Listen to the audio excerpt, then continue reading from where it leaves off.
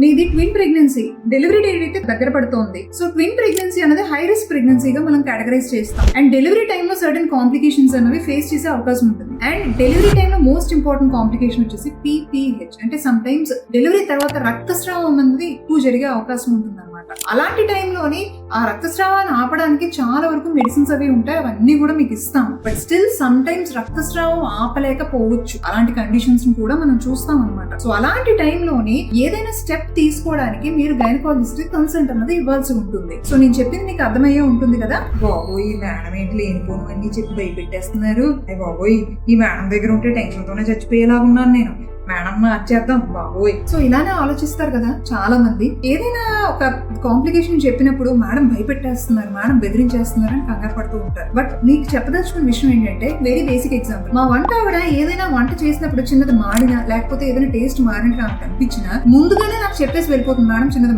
మాడింది ఏమనుకోకుండా taste అటు ఇటుగా ఉండొచ్చు. ఎందుకని చెప్తుంది?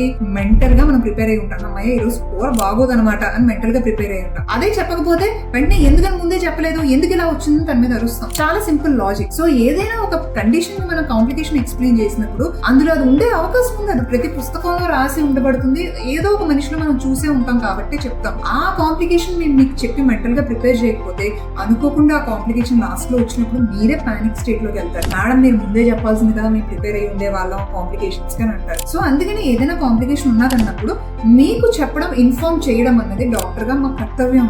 అది మిమ్మల్ని భయపెట్టడానికి బెదిరించడానికి కాదు, మీకు ఇన్ఫార్మ్ చేసి మిమ్మల్ని మెంటల్ గా ప్రిపేర్ చేయడానికి. ఇన్ కేస్ కాంప్లికేషన్ రాకపోతే we are happy, you are happy. In case వచ్చినట్లయితే మీరు మెంటల్ గా ప్రిపేర్ అయ్యి స్ట్రాంగ్ గా ఉంటే మా ట్రీట్మెంట్ అనేది ఇంకా బాగా పనిచేస్తుంది. సో ఈసారి మీ డాక్టర్ గారు ఏమైనా అలాంటి కాంప్లికేషన్ చెప్పినప్పుడు బెదిరిపోకండి, భయపడకండి, అర్థం చేసుకుని ముందుకు వెళ్ళండి. Hope this helps. Thank you.